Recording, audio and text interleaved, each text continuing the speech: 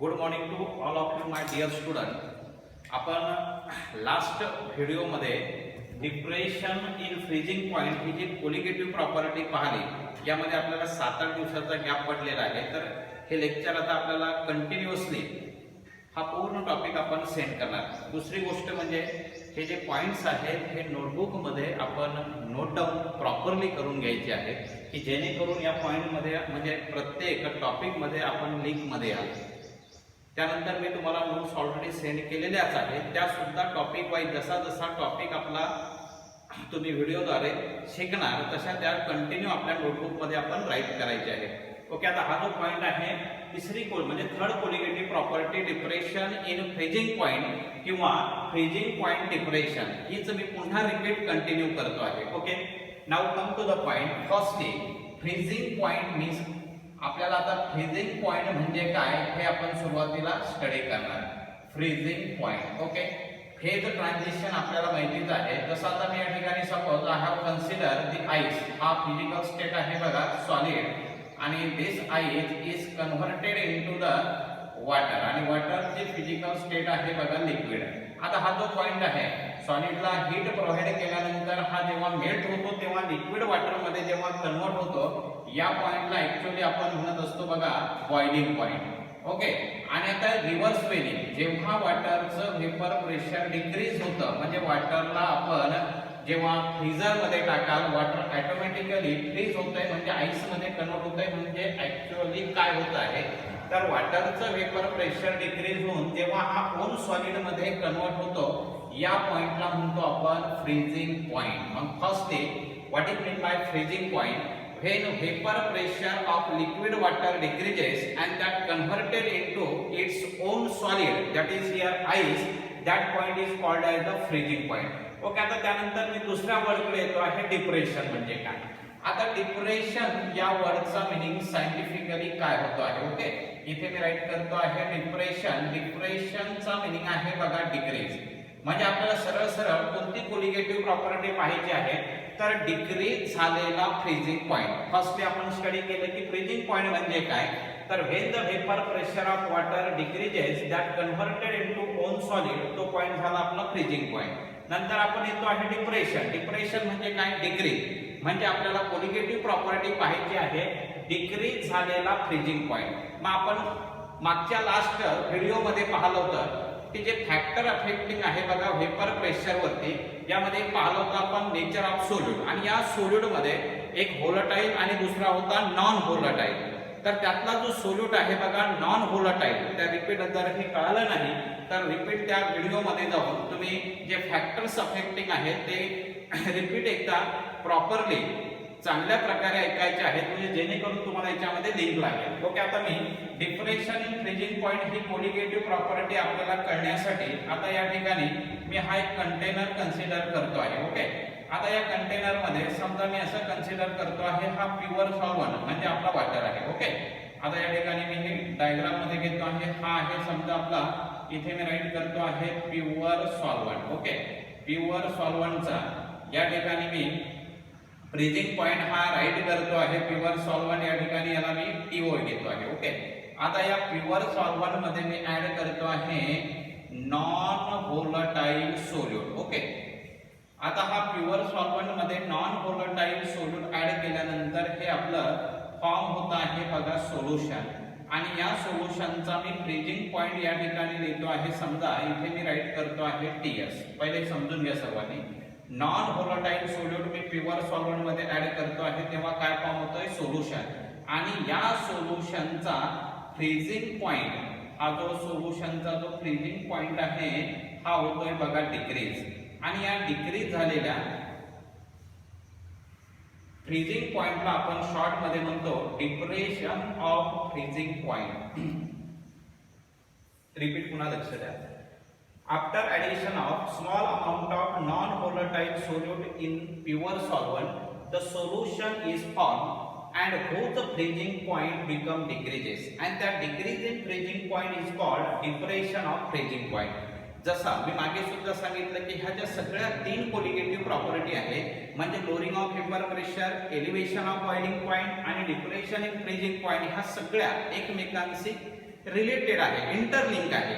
जसं आपण सुरुवातीला पाहिलं होतं, नॉन व्होलटाईल सोल्यूट हा प्युअर सॉल्व्हंट मध्ये ऍड केल्यानंतर व्हेपर प्रेशर डिक्रीज होणे म्हणजे lowering of vapour pressure, boiling point increase होणे म्हणजे एलिव्हेशन ऑफ बॉइलिंग पॉइंट, आणि आता पुन्हा रिपीट फ्रीजिंग पॉइंट डिक्रीज होणे म्हणजे ज्याला म्हणतो आपण डिप्रेशन ऑफ फ्रीजिंग पॉइंट. आता हे सायंटिफिकली कसं कॅल्क्युलेट करायचं? आता जसं बघा, मी प्युअर सॉल्व्हंटचा फ्रीजिंग पॉइंट घेतला आहे TO, नंतर सोल्युशनचा फ्रीजिंग पॉइंट आहे TS. म्हणजे याचा अर्थ काय होतो तो समजून घ्या की हा जो TO आहे, TO हा ऑलवेज ग्रेटर असतो बघा TS पेक्षा. आता पहिला आपल्याला हे समजून घ्यायचं आहे की हा TO काय आहे. तर पुन्हा मी इथे राईट करतो आहे, TO आहे बघा फ्रीजिंग पॉइंट ऑफ, इथे मी राईट करतो आहे प्युअर सॉल्व्हंट, आणि हा जो लिहिलेला आहे आपण TS, हा आहे आपला freezing point of solution.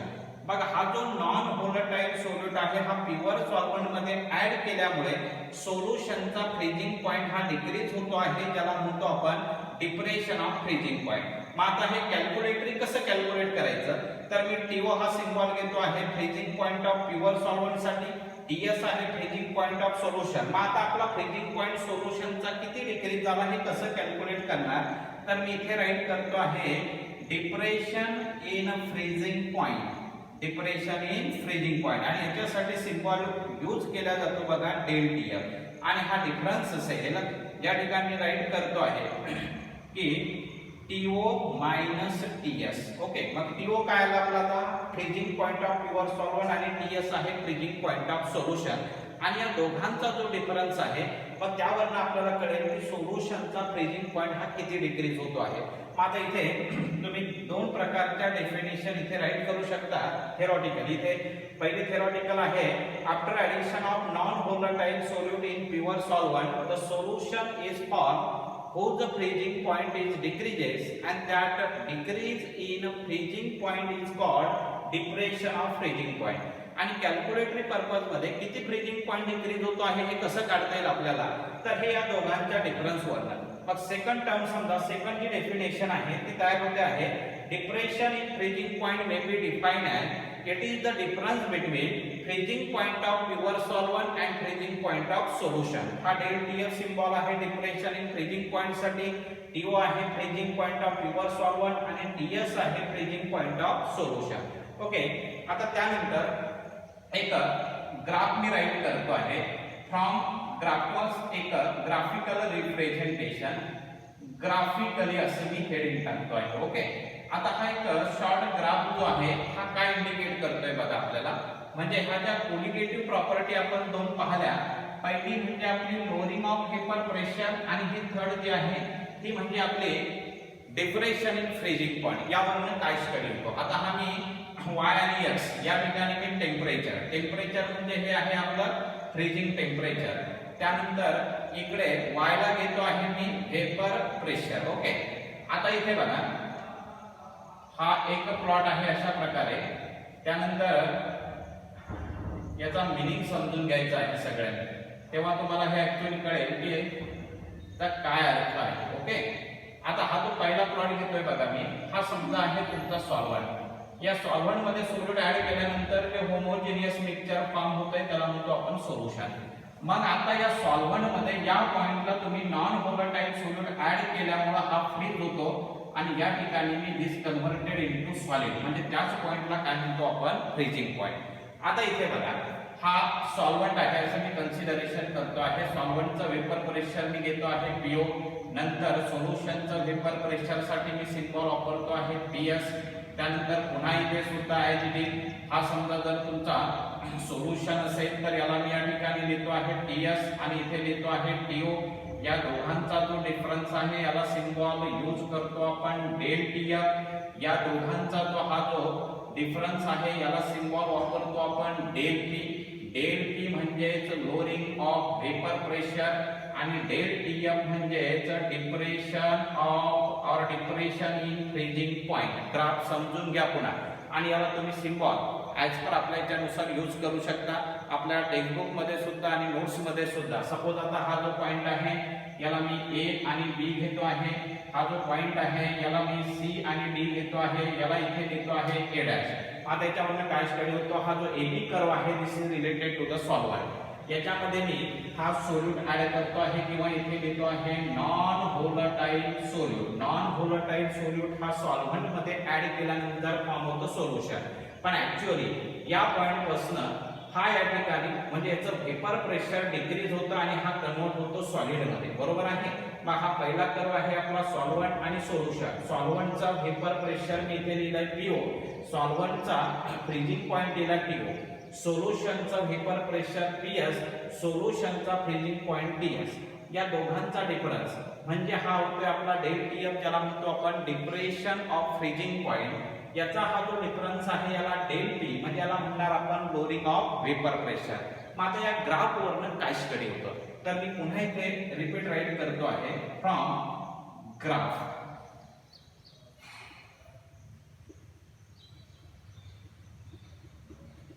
According to Ross नावाच्या सायंटिस्टने ह्या सगळ्या कोलिगेटिव्ह प्रॉपर्टी हा स्टडी केलेला आहे. From graph according to Ross इथे राईट करतो आहे मी लोअरिंग ऑफ LVP हा lowering of vapour pressure is directly proportional to depression in freezing point and that directly proportional to concentration and this concentration in terms of molarity. कारण molarity हा concentration expressive factor आहे जो temperature independent आहे.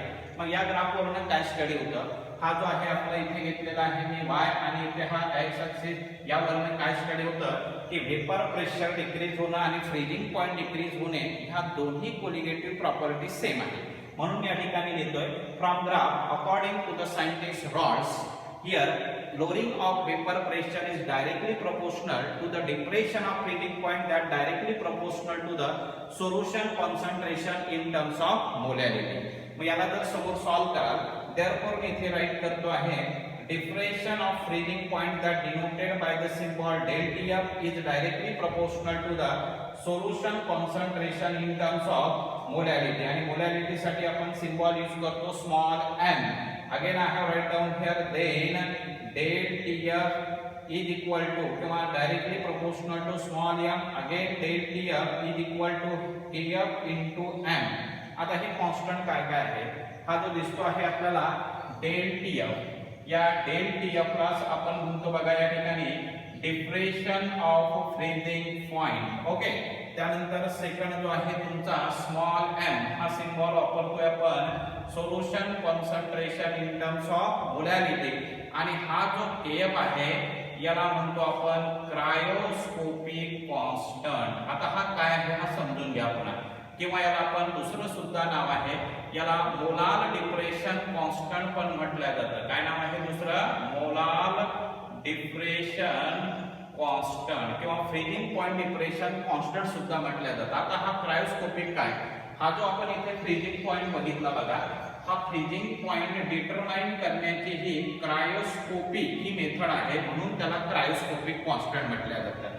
आता या ठिकाणी पुन्हा जर तुम्ही स्टँडर्ड म्हणजे सरळ सरळ मोलॅरिटी ही जर 1 घेतली तर समोर आपल्याला KF ला सुद्धा तुम्ही डिफाइन करू शकाल. इथे मी राईट करतो आहे व्हेन सोल्युशन कॉन्सन्ट्रेशन म्हणजे मोलॅरिटी ही जर 1 मोलार असेल समजा आता हे इक्वेशन नंबर मी 1 घेतो आहे देन इथे तुम्ही राईट करू शकता del TF is equal to इथे लिहितो आहे मी KF इनटू मोलॅरिटी झाली 1 देयरफॉर तुम्ही इथे लिहू शकता KF is equal to del TF. आणि इथे ज्याची डेफिनेशन सुद्धा तयार होते आहे ही आपल्या नोट्स मध्ये पाहून घ्यायची आहे. तरी मी सांगतो इथे cryoscopic constant may be define as it is equal to the depression in freezing point then solution concentration is 1 molar किंवा त्याला आपण युनिटी सुद्धा म्हणतो.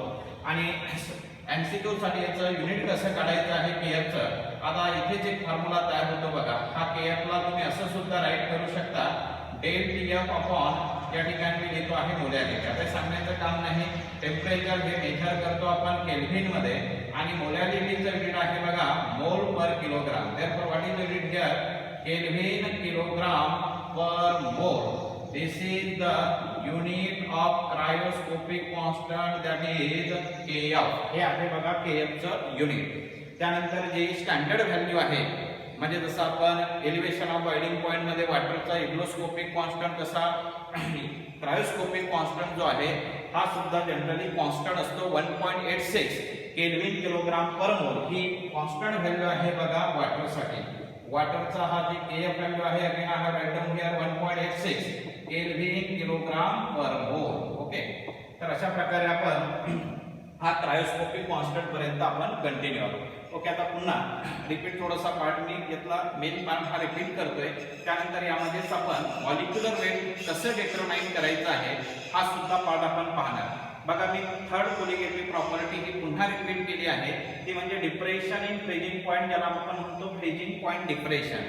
तर practically freezing point is determined by क्रायोस्कोपी method, म्हणून याला क्रायोस्कोपी सुद्धा म्हटलं जातं. फर्स्ट आपण याच्यामध्ये पाहतो फ्रीजिंग पॉइंट म्हणजे काय, त्यानंतर डिप्रेशनचा मिनिंग होतो आहे डिक्रीज. मग हा फ्रीजिंग पॉइंट कसा डिक्रीज होतो ही टर्म आपण याच्यामध्ये पाहिली की हा नॉन व्होलेटाइल सोल्यूट प्युअर सॉल्व्हेंट मध्ये ऍड केल्यानंतर जे सोल्युशन फॉर्म होत आहे याचा फ्रीजिंग पॉइंट हा डिक्रीज होतो आहे. प्रॅक्टिकली कसा काढायचा आहे तर हा दोघांच्या डिफरन्स वरनं depression of freezing point is equal to write करतोय TO मायनस TS. हा जो TO आहे, TO is the freezing point of pure solvent आणि हा जो TS आहे this is the freezing point of solution and the difference between them ज्याला म्हणतो आपण डिप्रेशन इन फ्रीजिंग पॉइंट.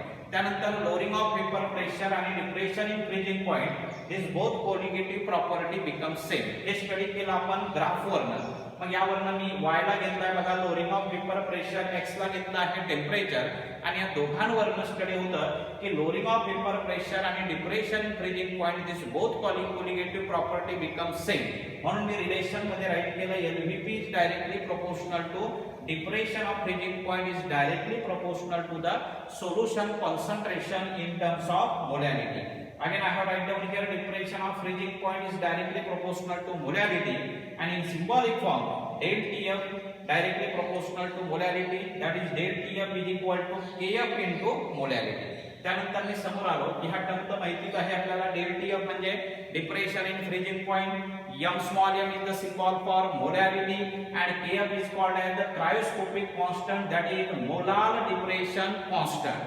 आणि त्यानंतर मी पुन्हा समोर आलो आहे जर स्टँडर्ड कंडिशनला समजा मोलॅरिटी तुम्ही युनिटी म्हणजे 1 मोलार घ्याल तर हा del TF हा इक्वल होतो आपला KFC. म्हणजे KF म्हणजे काय तर cryoscopic constant may be define as it is equal to the depression in freezing point when solution concentration is unity, that is 1 molar. And then how to calculate the unit हे आपल्याला MCQ मध्ये shortly विचारलं जातं बघा. तर याच फॉर्म्युलाला मी rearrange करतो आहे. KF is equal to del TF upon m. Temperature always measures in kelvin, मोलॅरिटीचे युनिट सांगण्याचं काम नाही, हे आहे mole per kilogram. Then finally the unit of KF is kelvin kilogram per mole. And the standard value ही जे water साठी जी KF ची व्हॅल्यू आहे बघा हे कॉन्स्टंट असते ती म्हणजे 1.86 kelvin kilogram per mole. Okay, तर आता रिमेनिंग पार्ट जो आहे यातला how to calculate the molecular weight of solute from depression in freezing point हा आपण उद्याकडे कंटिन्यू करणार, आणि त्याच्यामध्ये नेक्स्ट पॉइंट जे आहेत ते सुद्धा कंटिन्यू केले जातील. ओके, शॉर्टली काही जर प्रॉब्लेम वगैरे असेल तरी यावरती आपल्या ग्रुपवरती सेंड करायचे आहे. त्यानंतर पुन्हा जे MCQ जे आहेत या टॉपिकशी रिलेटेड हे सुद्धा तुम्हाला 2-3 दिवसानंतर सेंड केल्या जातील. तरी ते प्रॉपरली त्याचा स्टडी करून प्रॉपरली त्याचे जे आन्सर्स आहेत हे सुद्धा आपल्याला चांगल्या प्रकारे सॉल्व्ह करायचे आहेत. आणि एखादा पॉइंट जर तुम्हाला असा कन्फ्युजन वाटेल तर पुन्हा हा जो व्हिडिओ लेक्चर्स आहे हे रिमेनिंग हे सुद्धा किंवा मागे झालेले हे कंटिन्यू आपण चांगल्या पद्धतीने त्याचा स्टडी करायचा की जेणेकरून आपल्याला टॉपिक मध्ये प्रॉब्लेम यायला नको. Okay, thank you all of you.